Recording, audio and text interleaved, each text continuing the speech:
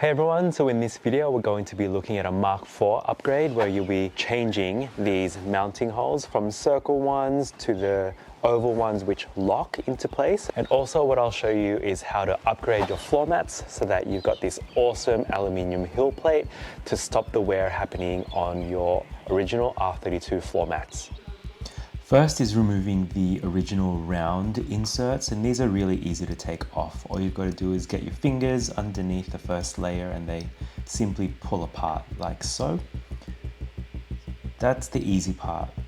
So now get out the replacement locking bits. You can see that the holes here are oval instead of round, and these can be easily found online. And just comparing the inserts here, you can clearly see that they won't just snap in. The original holes in the floor mat will need to be expanded to fit these new fittings. So this is really nice and easy to do. All you'll need are a pair of sharp tools, so maybe like a Stanley knife and a good pair of scissors as well.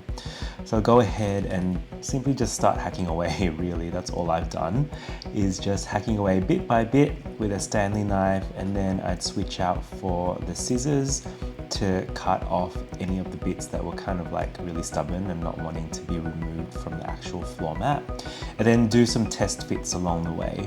So you really don't want to cut too much material, and so I kind of went in and test fitted my fittings and my holes about 2 or 3 times before I was actually happy with the hole that I'd made. So once the hole's big enough, definitely don't bang on it like I'm trying to do here, because that tends to really not do anything. But you do need to make sure that that hole is big enough to ensure that both sides of the fittings can clip together, like in this part of the video, and then you're able to clip it all together. It's best done not by banging like that, but it is best done just by pushing the sides of the clips together. I'd recommend pushing in the oval sides first, and then you push in the opposite side, and you'll hear it click in.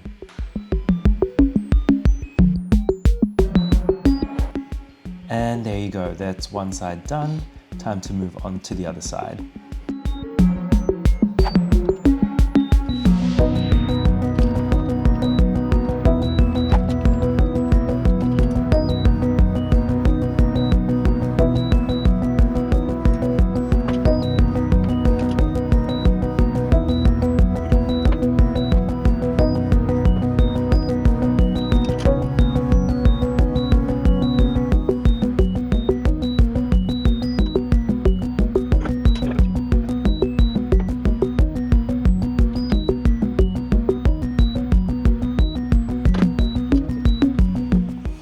And that's pretty much it. It's pretty easy to convert these over from the round fitting to the oval ones. And if you don't already have the floor clips that spin to lock the floor mats on, you'll want to get these as well. They're readily available online too.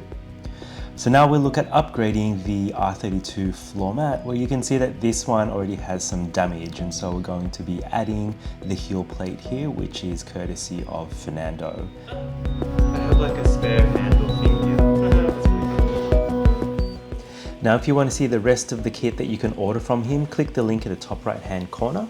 But in this unwrapping, you can see that you get these 4 little fittings along with a paper template, and then you get the actual heel plate itself, which is really nicely detailed, really nicely crafted from aluminium.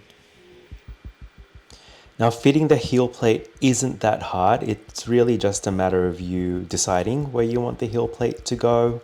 Then you want to mark up where the holes will go. And I've just used a permanent marker here. It's black, but you can still see where you've marked once you've removed the template. And I didn't end up using the paper template. I just used the actual heel plate itself and just made note of where the paper template recommended to put the fittings and mark them there. Now my secret to this anyway, and to make it super easy to install, was to use my soldering iron to punch the holes. I'm pretty sure that this is not the best thing for the soldering iron, but it was the quickest and easiest way that I was able to make these holes without having to try and find some kind of hole punch.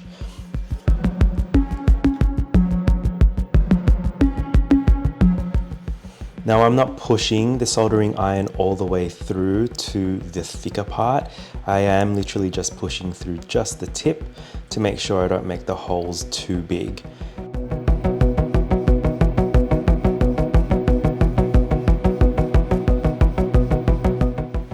Now once I made the starter holes on the top side, I flipped it over and then I was able to see the actual size of the holes, and with most of them I did need to go in from the back of the floor mat to ensure that they were all the same size before fitting the female end of the Allen screw.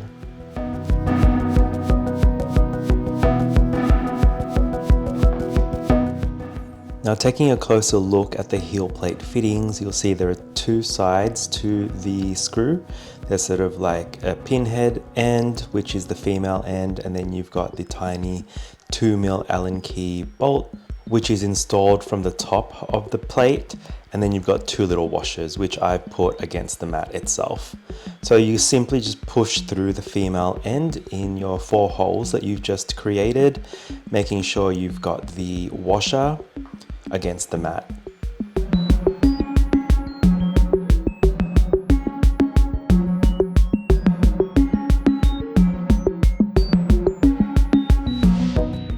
And the way that I've done this, the female ends don't actually fall out when you go to flip the mat over, so that was really handy. Now that the bottom half of the inserts are in, it's time to test fit the plate and ensure all of the fittings are in the right spot. Now this is going to be pretty hard to mess up because the floor mat itself is quite rigid, and so where you have marked the holes, you're probably not going to mess up where you're going to put these fittings. So you can see all of the holes aligned. The next step is to simply hand tighten all of the top half of these fittings onto the heel plate.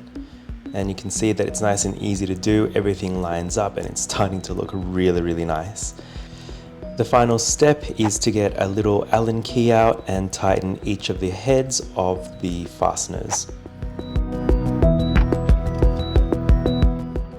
And that's pretty much it. Very simple mod and it looks amazing.